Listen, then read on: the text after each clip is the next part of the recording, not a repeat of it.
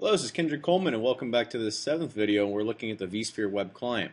In the last video we looked at actually creating the data stores, but before we actually start creating virtual machines we need to really start looking at our cluster configuration. Let's go on over to our clusters tab and we have this cluster 51 which we created earlier. Now if I look in the summary tab, it's something that we should be able to see with basically a pooling of all our physical hosts together. We can see what our compute cluster looks like. We can drop this down, see some more in-depth things into it.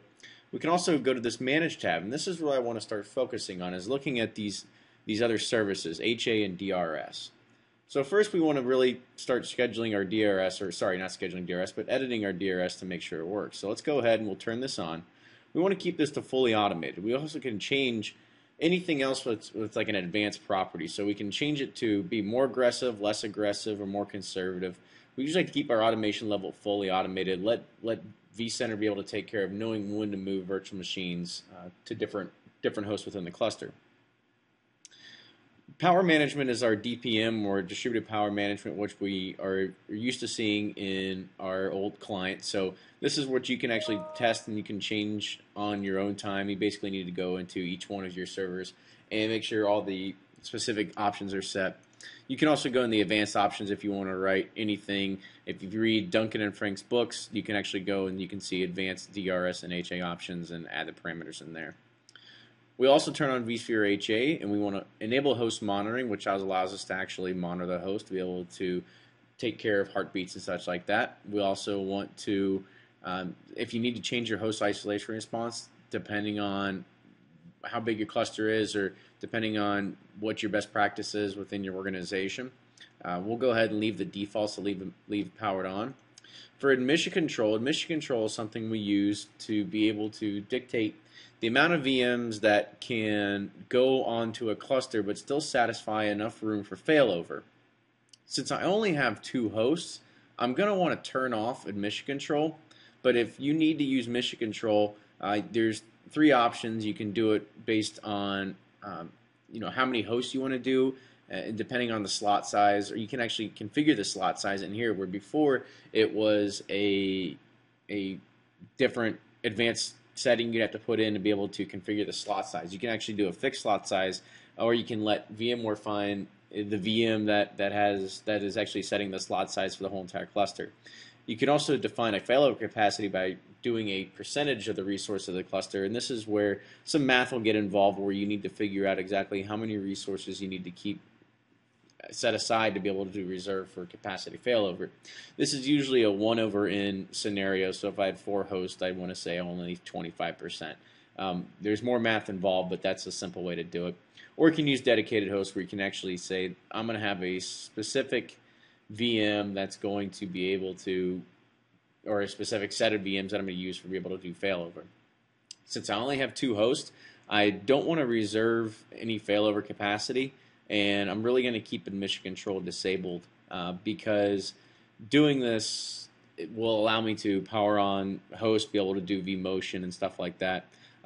That's why it's basically a best practice to do 3 host clusters at a minimum. VM monitoring is something that we want to keep for VM and application monitoring. It's just a best practice. So not only does it do it just for the VM itself, but it will look at the VMware tools and be able to sense heartbeats. So if a heartbeat isn't found within a specific VM, it'll go ahead and reboot the virtual machine as well. We can go ahead, from here you can choose the data store heartbeats. This will allow, if you select any of the clusters, this will allow vSphere to choose it on its own. There's a certain algorithm that it uses to choose. Usually it says how many hosts, or what data stores are connected to the same amount of hosts. It also has a preference of VMFS over NFS. So you can select from preferred data stores, or you can select any of the data stores for taking kind of my preferences.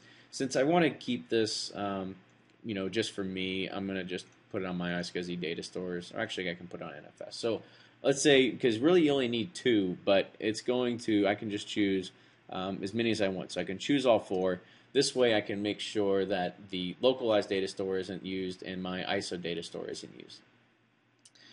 And it says the hosts that are mounted to it, and that's about all we need from there. If you have any advanced options within HA, you can set them there as well. but we don't need to do that, so we'll go ahead and we'll click OK. And as you can see up here in this task, it's actually reconfiguring the cluster for DRS and for HA, and it's now completed. You can see the DRS is fully automated. We can look at anything that we need to change in there. You can see the power management or DPM set off.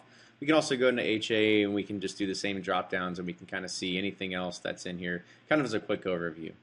So next we'll look into the configuration settings for our cluster.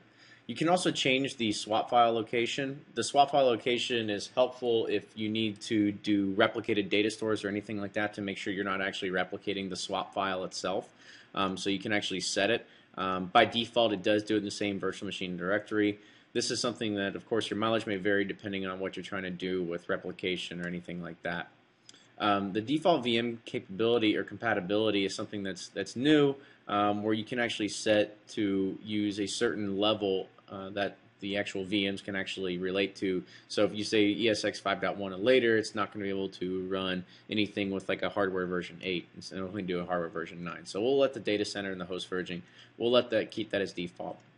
The EVC setting is what we use to actually set for vMotion between, you could say, I guess vMotion between processors of the same family on different hosts. This is a way that we can be able to make sure that all the CPU instructions are the same to create really a standard baseline. So you can just basically find what's going to work for your particular host. Of course, since this is a nested ESXi version, you're really not going to find a lot in here. This is basically going to be better for physical hosts. So I'm just going to go ahead and disable that right now. But that's something you might want to do depending on your environment. One thing I wanted to add in is actually adding in datastore clusters. If we can see right here on our home screen, we actually have this thing called datastore clusters. It's underneath datastores. We already added our datastores, but we want to be able to create a cluster atom to be able to distribute load when vSphere feels necessary. It's needed to be able to do that. So we can click on this button right here that says to create a new datastore cluster. I will call this one, since I have 2 NFS and 2 iSCSIs, I can just call this one NFS. I'll call the next one iSCSI. This can really be depending upon storage protocols. It can be dependent on RAID types. It can be dependent on whatever it is that you're trying to figure out. Really, it's up to you as the vSphere admin to try to figure out exactly how you're going to couple data stores together. And every data store that you do couple together, they should all have like properties. So we'll go ahead and we will add this into the Louisville data center. We'll go ahead and click next. You can keep it to no automation mode, or you can take it to fully automated.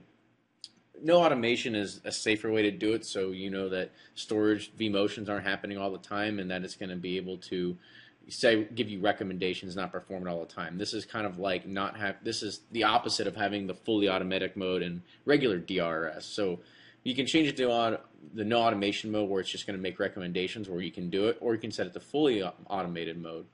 I'm going to go ahead and set it to fully automated just because it's fun to watch and see it happen when it happens. You can actually set the runtime settings, so if you want to be able to enable it on STRS settings, if you want to enable it on I/O metrics based on space and latency, so depending on if a data store is heat and latency or how much space is actually being utilized. So I'll make this 90%. So we'll say if it's 90% utilized, we need to start moving stuff around. And so we want to go ahead and we'll create our first cluster in this data store. And we said this one was called NFS, so I'm going to add 2 of my NFS data stores. Go ahead and click Next, and click Complete. And now it's creating the data store cluster for us. And it's completed. We'll go ahead and we'll do that again real quick with our iSCSI data store cluster.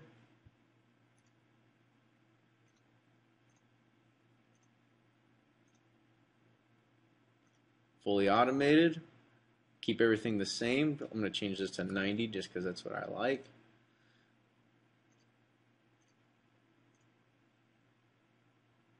And I will choose my 2 iSCSI data stores. As you can see, the NFS ones that we chose before have been eliminated from being selected. And we go ahead and we can choose Finish. Now we have our data stores finished. We're ready to start creating virtual machines. So that's really going to wrap up this lesson when we're looking at configuring cluster level configurations inside the vSphere web client. Thanks, and I'll see you in the next video.